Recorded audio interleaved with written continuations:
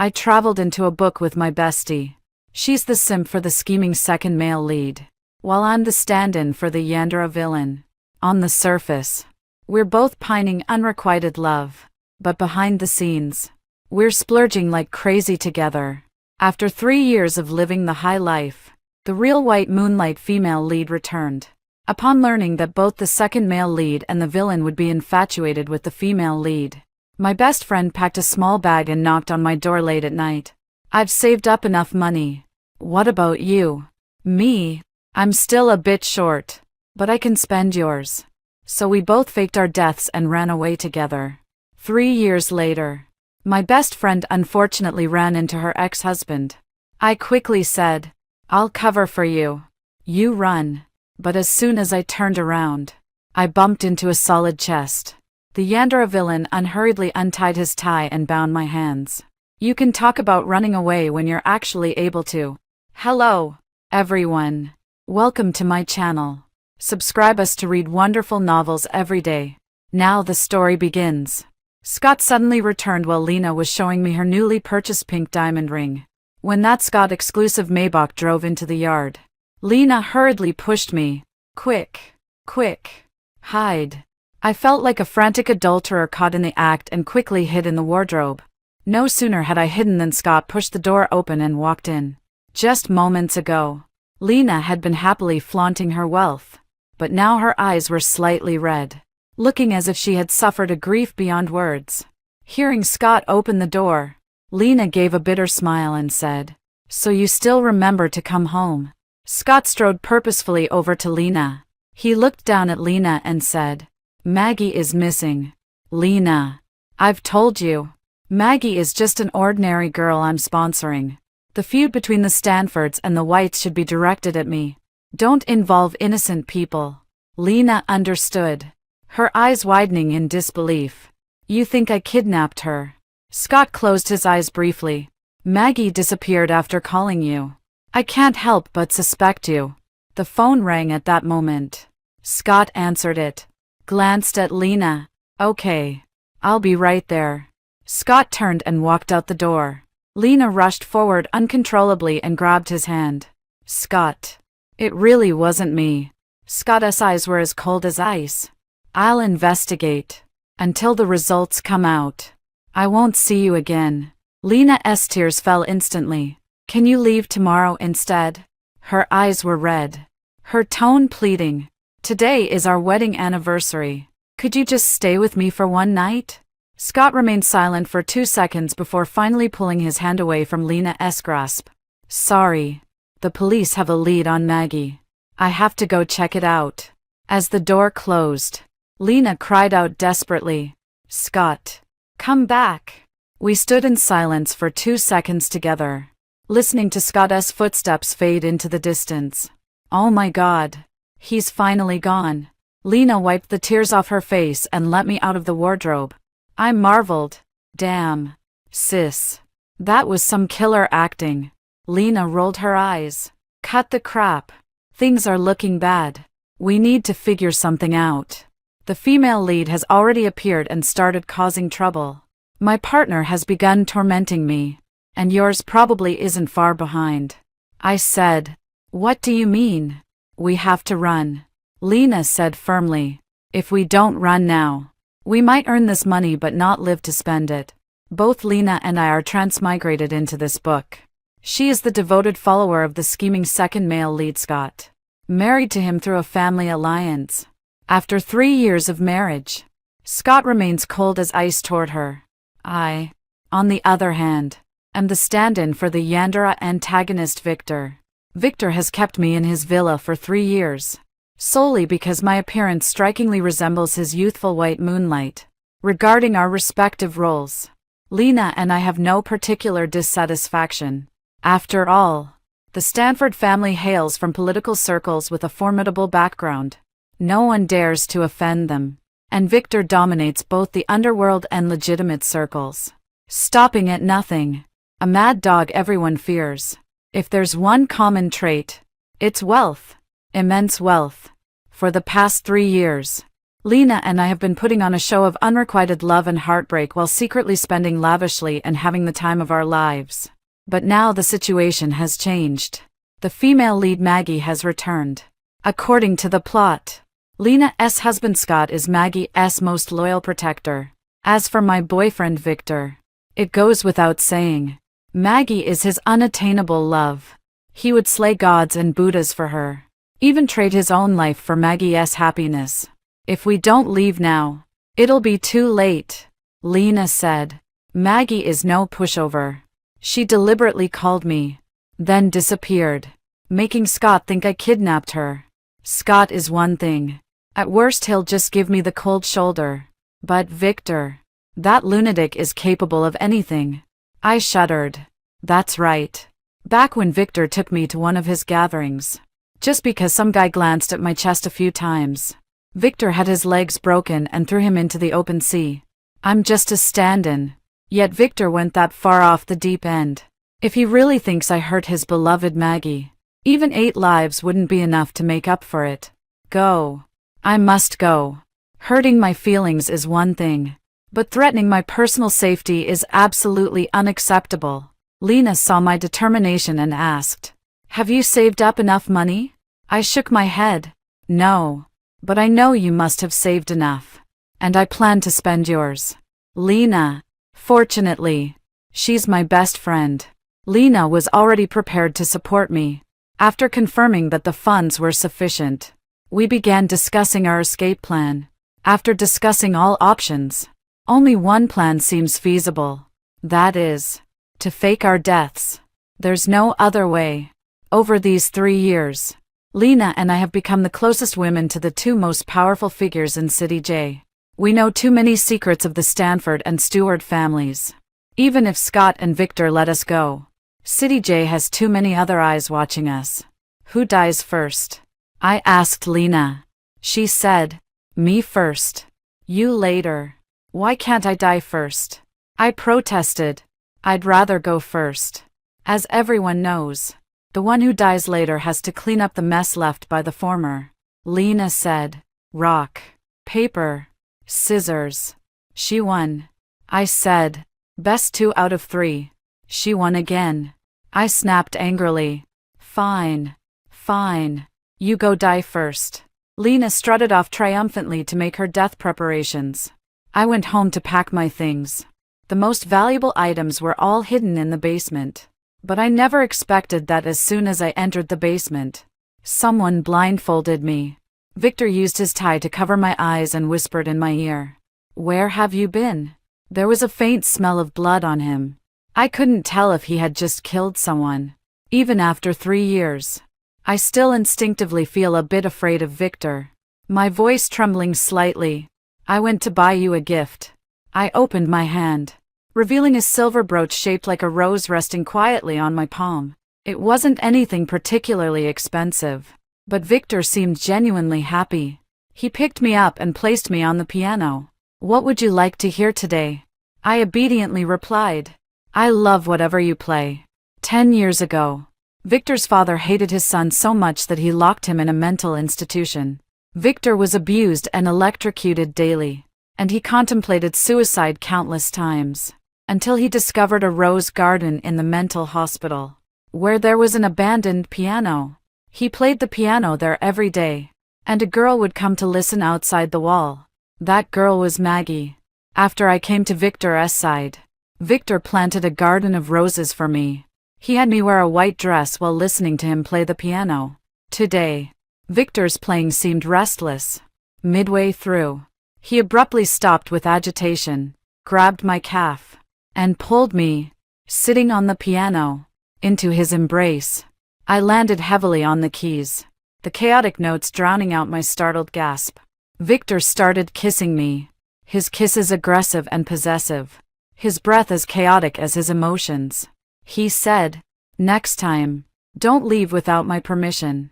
I answered obediently enough. Yet Victor still didn't seem to feel secure enough. He tore open my dress and crushed me in his embrace. I have to say, I'm a bit luckier than Lena. Lena only enjoys spending money. My pleasures are on a more sophisticated level. But I can't let Victor know. When he embraced me with a light sheen of sweat and kissed my cheek, I suddenly burst into tears.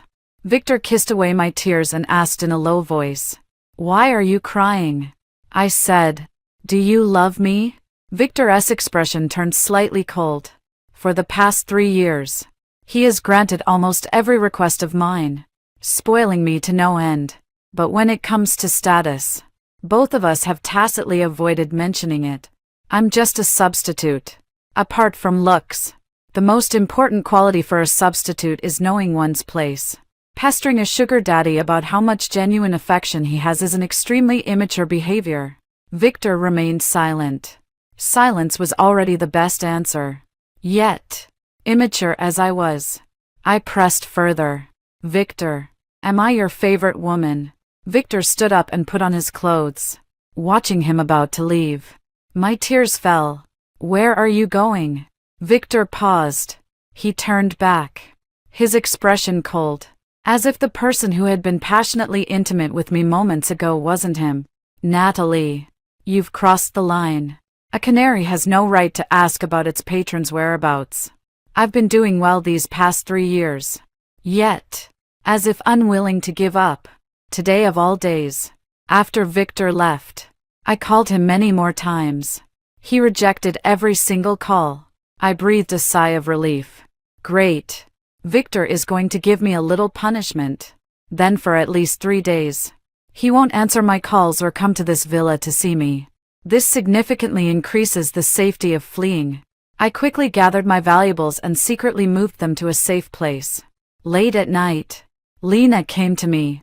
"Are you ready yet?" I said, "All right." Lena was still worried about me and checked around one more time. "Good." She nodded in satisfaction. "Now you can go die." Many significant events happened on this day. First, Scott's people found the unconscious Maggie inside an abandoned building. Maggie was holding a bead in her hand. Scott took one look, and his pupils instantly constricted. He recognized that bead. A year ago on their wedding anniversary, he bought a gift for Lena, purely to save face for the families. It was a traditional gown, handcrafted over 3 years by an intangible cultural heritage inheritor, adorned with intricate embroidery and pearls each worth a fortune. Maggie was holding one of those very pearls from that dress. "Mr. Scott, could it really have been the madam who sent someone to do this?" The assistant murmured beside him. Everyone knew it was just a marriage of convenience between the two families. Yet Lena loved Scott to the point of obsession. A woman's jealousy is the most terrifying thing. When Lena saw Scott being cold to her but gentle with Maggie, how could she resist targeting Maggie? Scott closed his eyes. "Let's go to the hospital first." On the way, Maggie woke up. When she realized it was Scott who had saved her, tears kept falling, soaking her white dress. "Mr. Scott," she said, "I'm very grateful for everything you've done for me, but we shouldn't meet again." Scott said gently, "Don't be afraid. Who tied you up there? Did you see the kidnapper's face?" Maggie paused and shook her head. "No, I can't say." She bit her lip, her eyes misty with tears. "Mr. Scott, everyone says you hold immense power in City J. But only I know the many hardships you've had to endure against your will. I understand how much the White family has contributed to your career. So, you and Ms. Lena really shouldn't have any more conflicts because of me." Scott's hand tightened imperceptibly. "It's Lena. It actually is Lena." Scott initially still held onto a glimmer of hope, wishing this wasn't done by Lena. But now, that last shred of hope has vanished. Maggie observed Scott's expression, with tears in her eyes. She timidly said, "Mr. Scott, please don't blame Ms. Lena. She did this because she loves you too much." Just then, the phone rang. Scott could barely contain his anger. "Hello? Hello? Is this Mr. Scott?" I was startled by the anger in Scott's voice. But then, gripping the phone anxiously, I said, "I'm a friend of Lena. Lena is in the hospital now, and her condition is very serious. Can you come quickly?" On the other end, Scott remained silent. He said, "What trick is she playing again?" I grew increasingly anxious. "What are you talking about? Lena just got into a car accident, and her condition is critical." "Enough," Scott said coldly. "She's pulled this stunt many times before. Every time she makes a mistake, she either pretends to be sick or hurts herself, trying to soften my heart. Did you cause this car accident because you realized you'd gone too far this time and the scandal was about to break? Please tell her to see a doctor if she's injured." "I'm not a physician, Scott," I shouted, but it was no use. The call was disconnected. Scott threw his phone aside and remained silent for a long time. Maggie asked considerately, "Did something happen to MS? Lena, maybe you should go see her first." "I'll be fine." Scott rubbed his temples irritably. "Don't worry about her." Maggie bit her lip and said considerately, "MS. Lena must be very scared right now. She just wants to see you. You're her husband. There's no conflict that can't be resolved." The more she persuaded, the colder Scott's expression became. "Maggie, don't worry," he said. "I won't favor her just because she's my wife. I will definitely give you justice in this matter." Maggie's tears hung on her eyelashes, trembling on the verge of falling. "Mr. Scott, you're so kind. Mr. Scott, are we going to hospital?" the driver asked. "This hospital is a private hospital jointly established by the Stanford and White families," Scott said coldly. "No. Go to the municipal one." Maggie realized Scott was avoiding meeting Lena. Scott would rather switch hospitals than drop by to see her. She lowered her head and smiled silently. Scott drove Maggie to the municipal hospital. After examining her, the doctor said Maggie had no major issues apart from some external injuries. However, she seemed to be severely traumatized, crying out and waking up immediately after falling asleep briefly. Maggie said tearfully to Scott, "Mr. Scott, please go attend to your matters first. Don't worry about me." Scott, who had initially wavered about whether to check on Lena, decided to stay after seeing Maggie's utterly pitiful expression. Maggie finally calmed down 2 days later. Scott turned on his personal phone when leaving the hospital. He expected to see dozens of Lena's messages and missed calls. But this time, there was nothing. Completely empty. Scott felt an inexplicable sense of strangeness. It was a feeling he had never experienced before. Scott wanted to calm this sensation, but after staying in the office for a long time, he still couldn't suppress it and ended up calling me. "Where is Lena?" Scott asked me coldly. "Put her on the phone." I remained silent for a very long time. "I know you're Lena's friend." Scott was already impatient. "Tell Lena to come see me immediately." "Lena is dead," I said softly. There was a long silence on the other end. After a moment, I heard Scott let out a derisive laugh. "Stop playing these games with me." His voice turned serious immediately. "Tell her I've already calmed Maggie down. Maggie promised not to call the police or tell anyone about this. Lena doesn't need to hide anymore. Tell her to come see me immediately." I didn't say anything more, just slowly recited an address. "If you're so eager to see her, come find her here." It was 11 o'clock at night. Scott found me in the morning hall. I sat there in a daze, hearing Scott's footsteps. I turned my head mechanically. "You're here." Scott remained silent. He looked down at what I was holding. It was an urn. "What is this?" I slowly lowered my head and caressed the urn. "Didn't I tell you? She was in a car accident." My face was expressionless, only my eyes swollen and red. "If you had come immediately after my call, you could have seen her one last time. Now, it's all too late." Scott's hands began to tremble. I interrupted him. "I know. You just suspected she was the one who kidnapped Maggie. It doesn't matter. Go investigate. Whatever the result, it has nothing to do with Lena anymore." I picked up the urn, turned around, and brushed past Scott. He called out to me, "Wait. She was my wife." I stopped in my tracks. You want me to give you her ashes? Is that it? I laughed, tears rolling down in large drops. Impossible. Scott. Lena was trapped in the Stanford family by her love for you when she was alive. Now that she's dead, she can finally stop loving you. I'm taking her away to set her free. I looked at Scott's face and ultimately couldn't suppress my anger. Please stop calling her your wife. After all, you are utterly unworthy of being her husband. I left with that urn of ashes. I couldn't possibly give it to Scott, because inside, Lena only perfunctorily grabbed a few boxes of loose powder from her vanity and sprinkled them in. It wasn't until I quickly searched online and told her that ashes aren't actually powdery that she hurriedly tossed in some leftover small bones.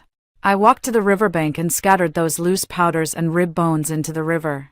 Lena, you're free now. I choked out the words. I knew Scott was watching my retreating figure. After scattering the ashes, I drove away in my own car. From beginning to end, I didn't give Scott another glance. Counting the time, Victor should be looking for me by now. He punished me for 3 days. And now it's just about time. But Victor didn't come for me. I know it's because Maggie went to see him. Scott is now ignoring Maggie because of Lena's death. Given Maggie's style, she will undoubtedly move on to her next target immediately. She will come to Victor's side and reveal her identity to him. With the little girl outside the rose garden finally returned, Victor would have no mood to care about an imposter like me. I drove my car onto the Cross River Bridge. City J in this area. The big shots have divided their territories among themselves. The place where I just scattered the ashes actually belongs to Victor's territory. Now, I've entered Scott's territory. Sitting by the river, I mentally reviewed the items I had left behind in the villa. Silver rose brooch. The last gift I gave to Victor. Suicide note. To tell Victor the first loved him. Depression diagnosis, forged. To indicate the cause of my death. After finishing the review, I called Victor. He answered with a slight drunkenness. Hello. Beside him, a girl complained coquettishly. Victor. Who is this? It was Maggie. I ignored Maggie's voice and calmly began my performance. Victor. Don't worry. I'm not calling to pester you. I just wanted to say thank you. When I first came to this city, I had nothing. You gave me a place to live, sheltered me from the storm, and even gave me the illusion of being loved. Victor's voice sounded a bit different. He said, Natalie, where are you? I calmly said, I'm also happy that someone can love you in my place from now on. Remember to drink less alcohol. And get your old knee injury checked regularly. Natalie, where are you? I'm coming to find you now. This was the first time I heard Victor's voice lose control. I laughed as the wind rushed in. Victor, goodbye. I tossed my phone into the river and leaped in after it. The river water rushed into my throat. The next second, the buoyancy layer in my clothes activated. My back surfaced as I bit down on the oxygen tube of a specialized mini aqualung, drifting along with the river current. After floating for about an hour, I bumped into a kayak. Looking up, Lena sat there gripping a paddle. You're fucking finally here. Lena panted breathlessly. Get in and paddle already. Trying to kill me or what? I quickly climbed onto the kayak. Just like that, Lena and I, one paddling on the left and the other on the right, rowed our little boat of friendship away from City J. It wasn't until much later that we learned. On the night we were huffing and puffing as we rowed, City J was turned upside down. Scott, after regaining his senses, frantically searched for me with his men. I was Lena's only companion when she died. Scott wanted to know, Lena, if she had left any words for him, if she resented him deeply. By the river, Scott met Victor, who was also frantically searching for me. Over the past few years, Scott had seen Victor at various occasions, big and small, but he had never seen Victor like this. Victor sat by the river, his expression seemingly calm yet utterly deranged. Rescue boats shuttled back and forth on the river. Someone approached and stood before Victor, trembling, Yan Master Chi. Victor spoke. His voice hoarse beyond recognition. You've found the body, haven't you? No. Nothing was found. Victor stood up and kicked the person into the river. Then fucking keep looking. Scott called out to him. Victor. Victor didn't even lift an eyelid. As if he hadn't heard. Scott took a deep breath. Victor. I understand how you're feeling right now. But we're too close to the estuary here. It's been 7 hours already. The body is most likely lost. Victor raised his eyes to look at Scott. His pupils completely bloodshot. Scott's bodyguards behind him were startled and quickly moved to shield Scott. In that instant, they thought Victor might have gone mad. This bastard with underworld origins might even dare to kick Scott. Victor didn't kick Scott. He just stared at Scott and said word by word, Scott, what do you mean by saying you understand how I feel? Your wife is dead and gone. But my Natalie isn't. Each word struck like a dagger. Scott's face turned deathly pale. Natalie jumped into the river in your territory. Victor said, if she's not found, I'll hold you accountable too. Scott, the expressions of the bodyguards around him changed instantly. Victor was different from Scott. The Stanford family came from a political background, and Scott always cared about reputation and appearances. Victor was different. He was a complete mad dog through and through. If he said he would settle accounts with the Stanford family, he truly meant it. Scott rubbed his temples and called his assistant over. Let's mobilize our fleet to join the search. That night, the riverbank was brightly lit. The Stanford and Stewart families' boats shuttled back and forth across the river. But there was never any trace of her, dead or alive. Scott went back first, saying the White family was still waiting for his explanation. Victor remained sitting blankly by the river. He murmured, Natalie, you're definitely not dead, right? Victor and Scott's reactions, whatever they may be, have nothing to do with me and Lena anymore. 1,000 miles away in J City, 2 more happy and beautiful wealthy women have emerged. Happy days always pass by especially quickly, and in the blink of an eye. We've already been in J City for 3 years. Right now, Lena and I are enjoying life in a private room at the nightclub. A group of male models surrounded us, each one handsome and talented in singing and dancing. Anyone unaware might think this was some kind of boy band audition. Lena said, look at that one. Doesn't he look a bit like Victor? I was startled for a moment, then rolled my eyes and said, like hell he does. That one looks more like Scott. After the joke, a dark cloud inexplicably passed through my heart. Over the past 3 years, Victor has been completely silent. Scott, on the other hand, has been making occasional news. At Lena's funeral, he knelt before the White family to beg for forgiveness. He established a charitable fund named after Lena. Lena, after leaving Scott, who had never touched alcohol before, started drinking heavily and was taken away by an ambulance multiple times.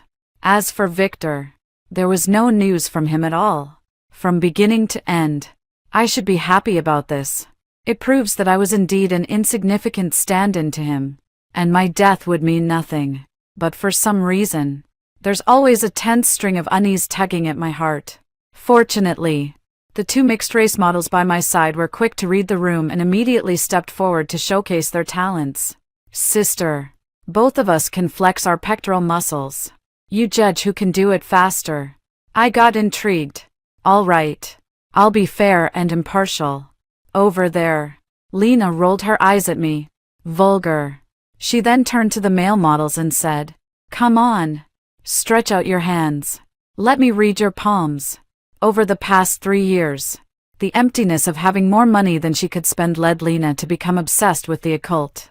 From zodiac signs and tarot to Chinese astrology and face reading, there was nothing she didn't dabble in. The one closest to Lena was a boy with strikingly clear and handsome features. Lena rarely kept the same male model by her side for more than 3 days, but this boy had stayed with Lena for a full 3 months. The boy is called Steven, a top student at the nearby university. It's said that after his father went bankrupt and accumulated a lot of debt, he came here to accompany people drinking to earn his tuition. Steven is very good-looking, with a cool demeanor, always wearing a white shirt and a pair of gold-rimmed glasses. He does look somewhat like a younger version of Scott. But Steven was different from Scott. When Lena held his hand and offered to read his palm, Steven's face flushed bright red. He didn't dare to look at Lena, his cool, pale skin turning pink. "Sis," Steven whispered, "there's something I need help with. Could you?" Lena said. "Are you short on money?" "No," Steven quickly replied, lowering his head and pointing outside the nightclub where a few young girls were sitting. Steven said there was a wealthy second-generation girl from their school who was pursuing him aggressively.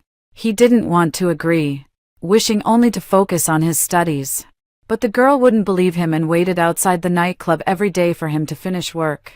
Steven asked Lena if she could pretend to be his girlfriend to make this girl give up. Lena said, "Piece of cake." She stood up and confidently linked arms with Steven. Steven's face turned even redder. They walked together toward the direction of the rich second-generation girl. At first, it was a normal negotiation. But soon a group of people inexplicably started pulling and shoving each other. The rich second-generation girl was probably drunk, crying and shouting excitedly, pointing at Lena and yelling at Steven. "How could she be serious about you? Someone like her is clearly just playing with your feelings. I'm the one who truly loves you." As everyone knows, watching drama is one of humanity's innate traits. Even the DJ stopped playing music and joined the guests in stretching their necks to watch the spectacle. I was also enjoying the show from a distance, clutching my AD calcium milk. But suddenly, a chill ran down my spine. I couldn't quite put my finger on what I saw. It felt more like an eerie sensation, grabbing both my and Lena's bags. I rushed toward Lena. Lena was still acting professionally, gripping Steven's hand tightly as she said to the girl, "Whether you believe it or not, my feelings for Steven are genuine. I truly love him and want to marry him." As soon as she finished speaking, suddenly, Lena also froze. Her spine stiffened segment by segment. The light flickered, and in the distance, she saw a figure staring unblinkingly at her. All was silent. Scott stood in the shadows. Just now, Lena's words had reached Scott's ears without missing a single syllable. At this moment, he watched Lena and Steven holding hands, his pupils frozen like ice. "Want to get married?" Scott smiled, his voice like shattering ice. "Lena, is your last divorce even finalized yet?" As he spoke, the Stanford family's bodyguards had already sprung into action. They moved like silent fish slipping into water, approaching Lena through the crowd. Fortunately, I had already reached Lena's side. "What are you standing there for?" I grabbed Lena's hand. "Run." Glasses toppled, wine splashing everywhere. Together with Lena, we knocked over 4 tables, 3 waiters carrying trays, and 2 carts, sprinting forward as if our lives depended on it. Stanford's bodyguards were hot on our heels, closing in rapidly. We dashed into the underground parking garage. "Have you been drinking?" I asked Lena. "Haven't had the chance yet," Lena replied. "You?" I didn't either. "Great. No one's drunk driving." I quickly rummaged through Lena's bag for her car keys, then tossed mine to her. "Go. Split up." Lena understood what I was trying to do. She took my car, and I took hers. I used myself as cover for her. "Natalie, stop dawdling. Hurry. No time left." I rushed into Lena's car and stomped on the accelerator. Scott came looking for Lena. Given his personality, he must have researched Lena beforehand. My car and Lena's set off at the same time. The Stanford family's main force would definitely come after this car registered under Lena's name. Sure enough, not long after I drove off, pursuers appeared in my rearview mirror. Leading the chase was actually a roaring Harley-Davidson motorcycle. The rider, wearing a helmet, clung tightly to my tail, moving so fast that sparks almost seemed to fly from beneath the wheels. Scott, where did he hire such desperados? This way of riding a motorcycle is completely reckless. Suddenly, my heart seemed to skip a beat. From what I know of Scott, he's not that crazy. There's only one person this crazy, and that's Victor. Looking at the figure on the motorcycle, how could I not recognize him? I stomped on the accelerator frantically, but we'd already hit the speed limit. Victor sped his bike ahead of me, skidding to a stop as if to block me, or perhaps to take us both down together. I had to slam on the brakes with all my might. The car stopped just a few millimeters away from Victor. My head hit the dashboard hard. The airbag deployed, and I passed out. The last moment of consciousness was Victor opening the car door and carrying me out. He whispered in my ear, "Natalie, you really couldn't bear to run me over." I couldn't answer him before plunging into endless darkness. I had a dream. In the dream, it was my first meeting with Victor. Back then, I had just transmigrated into this world and hadn't reunited with Lena yet. Life was a bit tough, and I had to work at a convenience store to earn tuition. Victor walked into the convenience store to buy cigarettes, covered in blood from head to toe. All the customers fled the store in an instant, leaving only me standing behind the counter, staring at him in shock. Victor lifted his eyelids slightly, thinking about calling the police. I said, "You're hurt." I helped Victor bandage his wound. He seemed terrifying, but when sitting quietly, he was very well behaved. After clumsily wrapping his arm, I told him, "All done." I got up to leave. Victor suddenly grabbed my wrist. He looked at me and said, "How much can you earn working here for a month?" I gave a number.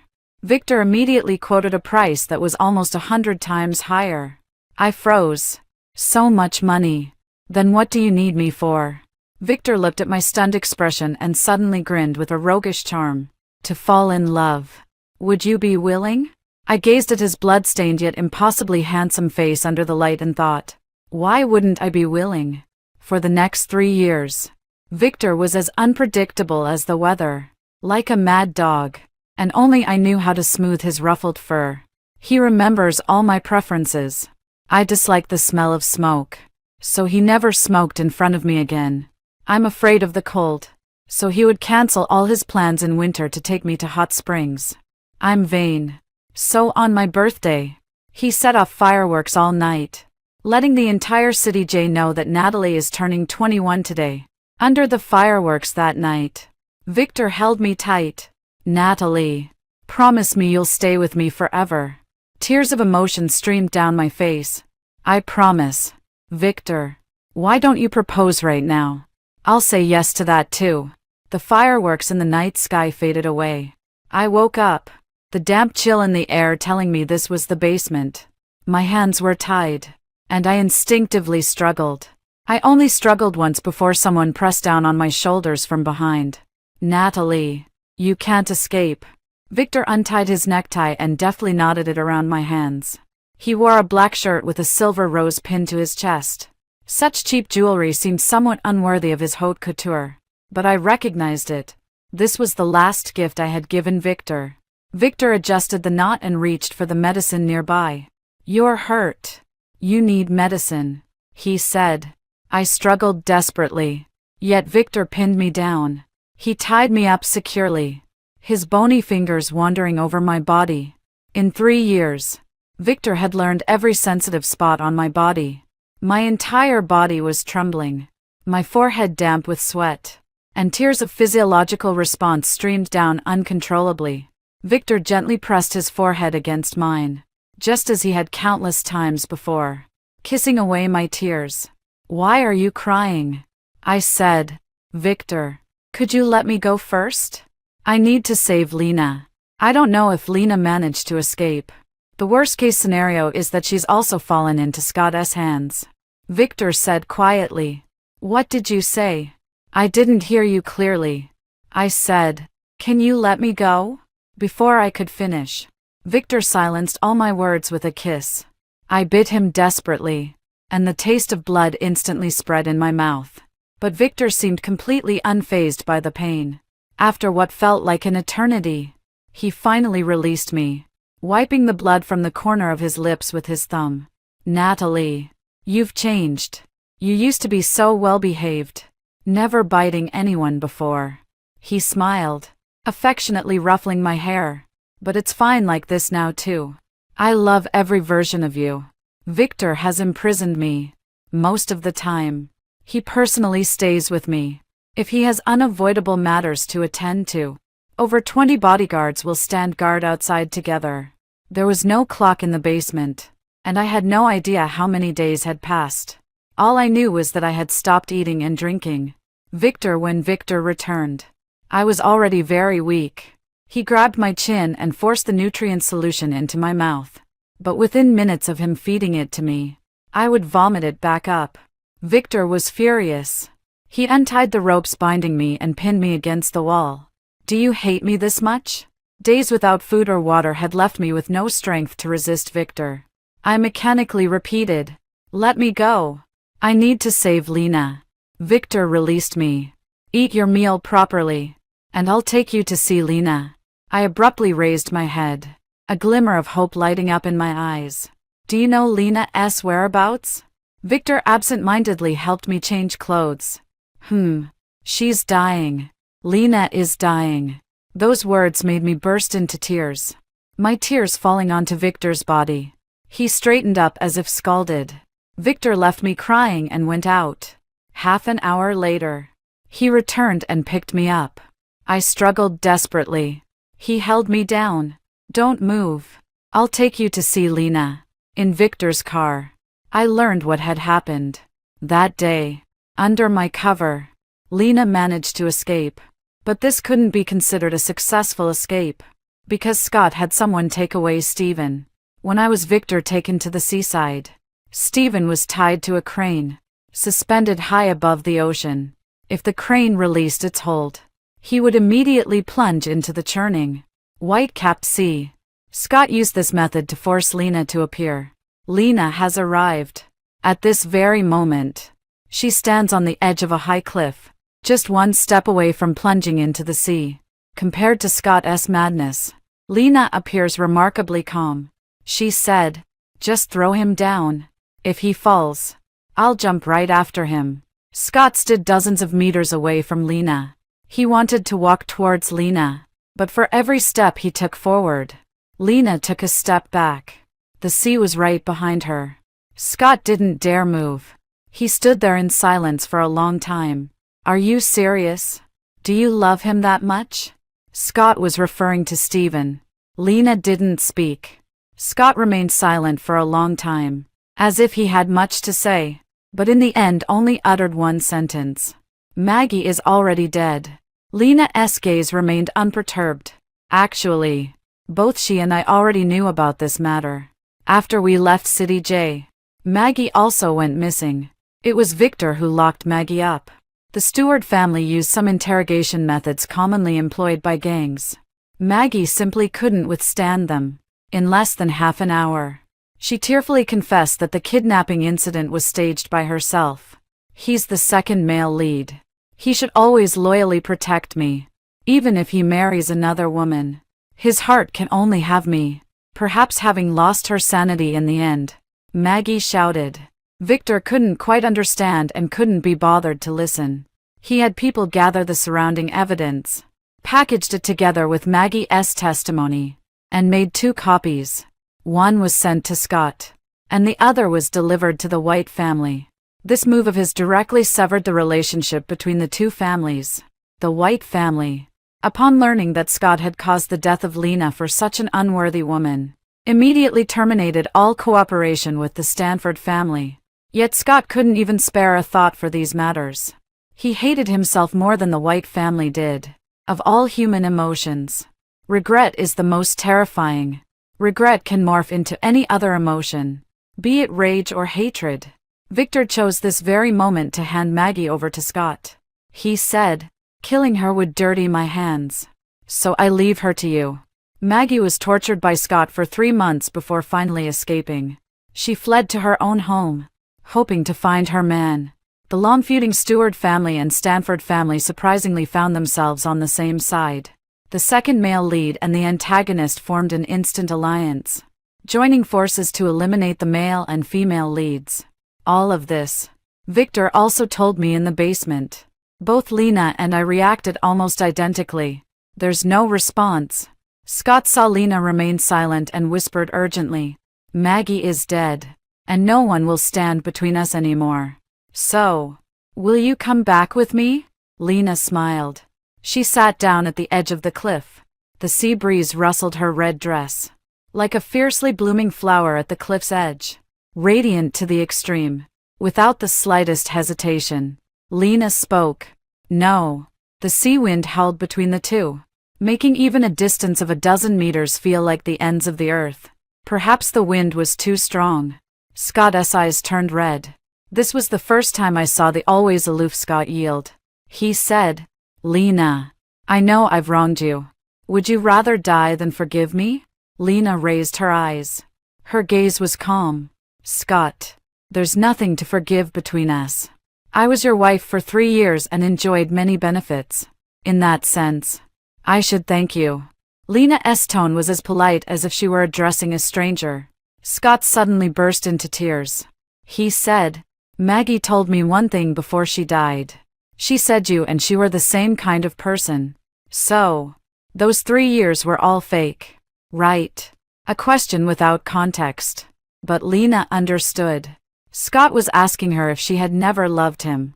It was all just deception and performance. Lena had the word yes on the tip of her tongue several times, but ultimately couldn't bring herself to say it.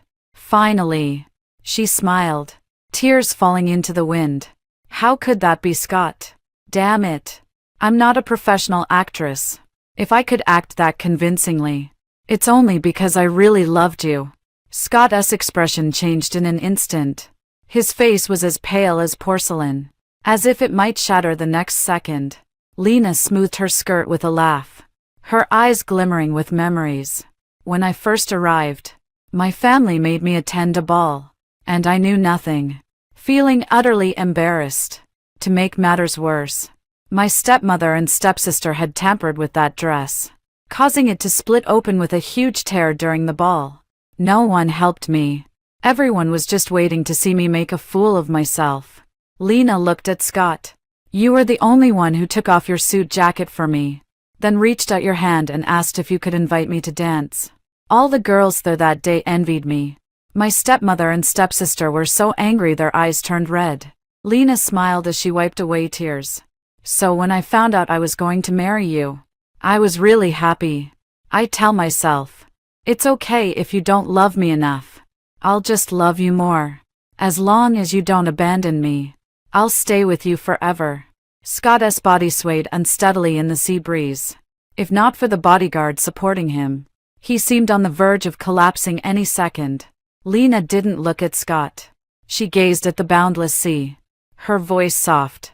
Scott, you know what? Natalie is my best friend, and I want to do everything in this life with her. We promised to walk together. But after she told you about my car accident, I still couldn't help but have a thought in a fleeting moment. Lena turned to look at Scott. Her tears stretched into long lines by the sea breeze. I thought, if you heard I was in the hospital, you'd come running to me immediately. Then I won't leave. I'll give all the money I've prepared to Natalie, and stay here with you. Scott's lips were bleeding. Over the years, rumors had circulated in City J that he had stomach cancer, but they were never confirmed.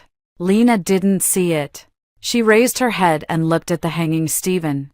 So, I won't go with you. Not because of Maggie or Stephen. Killing him today won't change anything. Because I don't love him that much. I simply don't love you anymore. This was the final verdict. Upon hearing these words, Scott seemed as if his soul had been drained. He turned around and slowly walked away.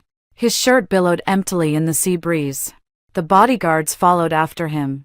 Mr. Scott. Scott coughed up a mouthful of blood. Then another. He fell backward. Mr. Scott. Amidst the chaos, Lena took the opportunity to rescue Stephen.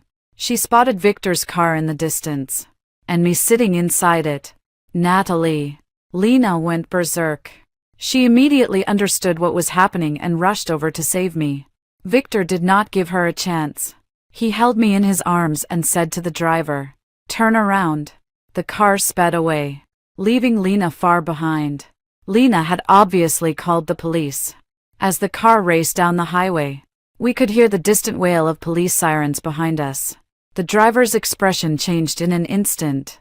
Victor calmly kissed the top of my head. "It's fine. We just need to shake them off." The driver gritted his teeth.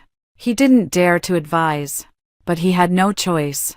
"Yan Master Chi, this isn't City J. If you get into trouble here, there's no one above to protect you." Victor acted as if he didn't hear. Holding me tightly, he caressed my face and whispered in my ear, "Sweetheart, I'm not like Scott." Look. When he heard Lena didn't love him anymore, he was so devastated that he gave up immediately. "I'm different. Even if you don't love me now, you will in the future. Even if you don't love me, you'll have to die with me." He kissed me. "You promised to stay with me forever, right?" The car was silent for a long time. I said, "Victor, I did promise to stay with you forever, but only if you would marry me." Victor's body stiffened slightly. Those were the good old days. So brief that both he and I nearly forgot them. Back then, I hadn't realized I was just a substitute, foolishly pouring all my passion into Victor. Victor, my best friend, bought a huge pink diamond. "I love it so much. Could you use a pink diamond for my engagement ring when you propose?" "Victor, today I saw a little girl as cute as a sticky rice ball. Can we have a daughter in the future?" Victor wrapped his arms around my waist and planted a kiss there. "Everything's fine. Whatever you say." Those purely good times are gone forever. Inside the car, I mustered my last bit of strength to kiss Victor. "How about it? Leave your past behind and marry me. Then I'll keep my promise and stay with you forever." Lena found me sitting by a small park filled with roses. Lost in thought, she rushed over, hugged me, and cried, "You scared me to death. Woo woo woo. If you died, I really wouldn't know what to do." I pushed her away. "Get lost. Don't think I didn't hear you once considered choosing Scott over me." Lena cried her fill and listened to me recount what had happened. Her eyes widened in disbelief. "So Victor just let you go like that?" I said, "Yeah. Isn't he crazy? I thought he'd rather die than be apart from you." I smiled as the wind blew past my eyes, my heart feeling hollow. "I understand Victor. Even if he were willing to die with me, he wouldn't marry me. No one understands Victor's ambition better than I do. Victor is the Stewart family's illegitimate child. To be more precise, his mother was once his father's secretary. Victor's birth was the result of a rape, but no one believed it. Everyone cursed Victor's mother, calling her a flirtatious secretary who seduced her boss, trying to secure her position by getting pregnant. Amid endless cold stares, Victor's mother died young. At that time, Victor was only 7 or 8 years old. He kowtowed before his mother's grave, and from that moment on, his life's goal was to climb the social ladder at any cost. Though his origins were questionable, given his current immense wealth and influence, many noble daughters were willing to marry into his family. I was just reminding him that he's caused such a scene for my sake. Does he no longer care about the decades of struggle he endured to get here? He didn't spare me. He spared himself. I whispered to Lena. For the next 2 years, I never saw Victor again.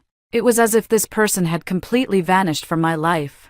Not a trace was left. Every day, Lena and I would laugh and joke, living in a drunken stupor. Occasionally, I would ask her, "Were those words you said to Scott back then true?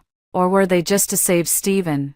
Lena would never hear me, immediately grabbing the hand of the new male model beside her. "Your palm lines are good. A sign of wealth." I stopped pressing further, letting it go with a laugh. A long time passed again. I finally met Victor. At that time, I was taking a walk in a park with Lena, enjoying the breeze, when suddenly I saw a motorcycle parked by the roadside. Turning my gaze, I saw Victor. He was wearing a black shirt, still handsome and somber. He walked over. What a coincidence. He wasn't here for me. Just a chance encounter. I heard that the daughter of a deputy governor happened to see Victor once and fell head over heels in love with him. For Victor. This is a great opportunity. I asked him, "Coming to see your girlfriend?" He nodded. "Yeah. Why not go? I'm a bit nervous. Gonna have a smoke here." He waved the menthol cigarette in his hand, then instinctively stubbed it out. It was his habitual move. "I have respiratory issues." He initially complained I was being delicate, but later he'd immediately put out his cigarette whenever he saw me. We fell into silence together for a while. Victor said casually, "Long time no see. Wanna catch up?" Lena glanced at me. I nodded. Lena then voluntarily left. "I'll wait for you at the cafe." I walked with Victor for a while. We passed an ice cream stand along the way, with a huge cone topped with several scoops of ice cream. If it were me in the past, I would have insisted on Victor buying it for me. This time I didn't ask. Victor took the initiative to buy one anyway. He was about to hand it to me. I paused, then smiled and said, "Thank you, but I'm pregnant, and the doctor advised me not to eat this recently. It might just be my imagination." Victor's hand trembled violently, but almost immediately, he smiled as if nothing had happened. "I see," he said. He held the giant ice cream cone and said quietly, "I'm going to see my girlfriend now," he said. A little boy ran over, staring eagerly at Victor's ice cream. I said, "Give it to the kid. I can't finish it anyway." Victor paused and said, "Okay." He handed the ice cream to the little boy. The little boy said sweetly, "Thank you, big brother." Holding the ice cream, he ran off into the distance. The setting sun at this moment gilds the distant roses with a seemingly unfading golden hue. I hear Victor say, "Goodbye." I also say, "Goodbye." He puts on his helmet, mounts his motorcycle, and disappears into the horizon where the sun sets. Lena had somehow appeared by my side without me noticing. "Why did you lie to him? I'm not married, let alone pregnant." I sighed. He came for a blind date. This marriage alliance is extremely important to him. The Stewart family has always wanted him to marry a wife with political connections to whitewash his less than clean background. This opportunity is so crucial. So, let's not distract him anymore. Lena hugged me. "Does it hurt?" "It doesn't hurt." "Do you really not love Victor anymore?" "Scott has terminal stomach cancer and wants to see you. Are you really not considering visiting him?" "Let's go. Have a drink." "Let's go." Victor sometimes feels that Natalie understands him very well. Other times, he feels she doesn't understand him enough. However, this lack of understanding is also Victor's own deliberate doing. After all, Natalie's role is merely that of a lover, and no powerful figure would allow a lover to understand them in every aspect. For example, Natalie doesn't know that Victor was able to rise from being a bastard son, locked in a mental hospital, to eventually becoming the successor of the Stewart family. All thanks to the help of a certain elder brother. That big brother had been involved with gangs since his teens, daring to storm enemy strongholds alone with just a watermelon knife in hand, possessing all the qualities of a formidable leader. He was City J's most notorious figure. Victor, with his help, first secured his footing in the gang, then leveraged all available forces to gradually eliminate his brothers one by one, until their fathers will named him the sole successor. Victor assumed the big brother would share in this power with him, but the big brother didn't. The elder brother seemed to suddenly settle down at the age of 36. He said he had a woman he deeply loved, who was pregnant and afraid of the violence, wanting him to retire from the underworld and live a peaceful life from then on. If it were the current Victor, he would surely advise the elder brother that there's no such thing as retiring from the underworld. You either stay the course to the bitter end, or turning back means death. But back then, he didn't understand this truth. After the elder brother retired, his enemies came knocking. They kidnapped the elder brother's wife and demanded that he go alone to pay the ransom. The once calm and ruthless man seemed to have lost his mind, doing whatever the kidnappers said. By the time Victor found the elder brother, he had been dumped by the roadside, with not a single bone left unbroken. Miraculously, he was still clinging to life. Upon seeing Victor, his first words were, "Is she okay?" Victor knew he was asking about that woman.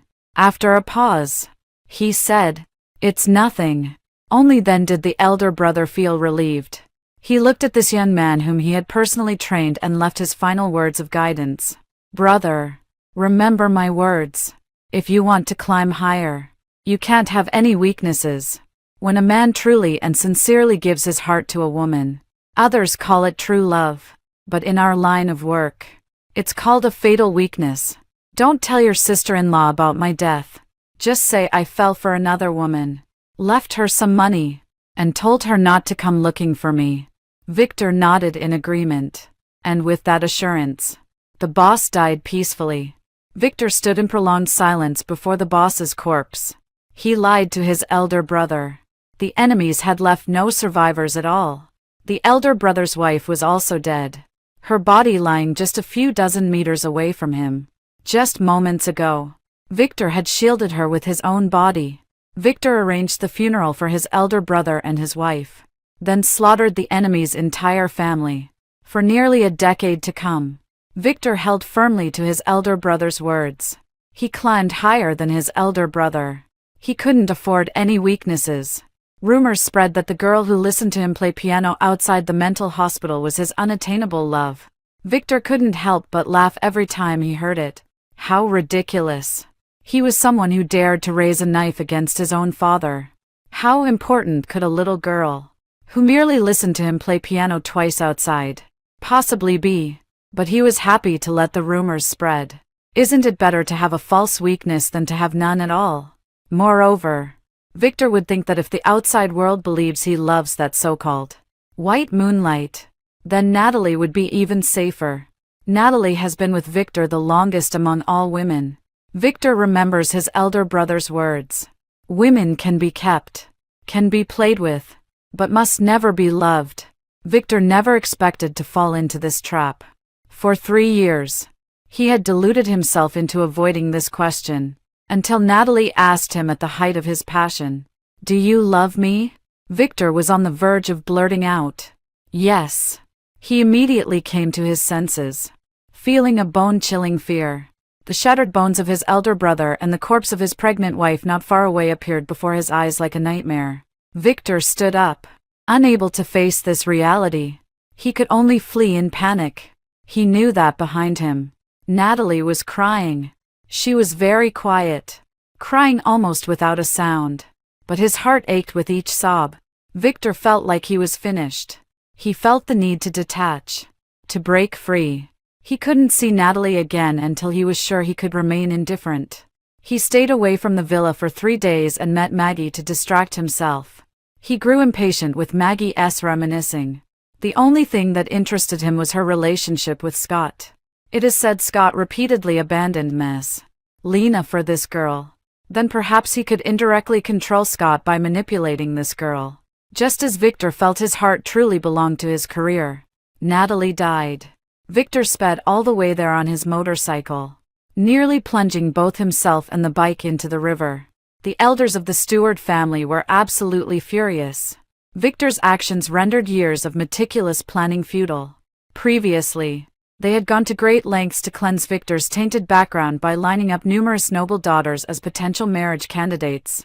In the marriages of such circles, having a lover is inconsequential, and harboring a white moonlight, unattainable love is equally trivial. But to go mad over a substitute to the point of nearly losing your own life, that's something that truly matters. Victor almost destroyed the plan he had been scheming for years in a single day. Yet he couldn't even bring himself to care. Sitting by the river, only one thought occupied his mind. Natalie isn't dead. Definitely not dead. He had no proof, but he just felt it. His heart was still beating. So the person he loved must exist somewhere in this world. Thus, while Scott had completely given up on himself, drinking himself into stomach cancer, Victor was tirelessly searching the world for her. When the Stewart family didn't have enough manpower, He barged into Scott's house. "Lend me your people," Scott said. "On what grounds?" Victor said. "Take it or leave it." He turned and walked away. Scott helplessly called out to stop him. "Use whoever you need. Just go and assign them." Victor finally found Natalie. But Natalie said he must retire from his life of crime and marry her. Victor used to think all women were like idiots. Why did they all want to get married? But now, aboard the private jet back to City J, he couldn't help but let the corners of his mouth curl upward. A peculiar sense of happiness flooded his heart. Victor suddenly remembered his elder brother.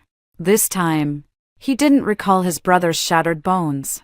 Instead, he remembered the smile on his brother's face at the moment of death. So it turned out he didn't regret his choice after all. Victor returned to City J. He had to do work 10,000 times more meticulous than his elder brother. He didn't care about himself. But he couldn't implicate Natalie. He carried out extremely meticulous work, splitting his identity, transferring assets, and ensuring security. He needed to ensure that after retiring from his life of crime, no enemies would threaten Natalie. This work took him 2 years. 2 years later, Victor could finally set off. He left everything behind in City J. He was no longer Victor. Just anyone would do, as long as he could be with Natalie. But Natalie didn't wait for him. She was pregnant. Victor mustered up the courage, wanting to ask her who her husband was and whether she was happy now. He had too many questions. But in the end, he asked nothing. Victor left. The Stewart family was desperately urging him, saying the young lady of J City was eager to see him. For a moment, Victor thought, this could work. Go on blind dates. Marry a wife who loves him more than he loves her. Cleanse his background. And play the political game. After all, countless men live like this. But at the last moment, Victor remembered Scott. If he continues down this path, he'll simply become the next Scott. Victor suddenly turned the car around. The setting sun was left behind him.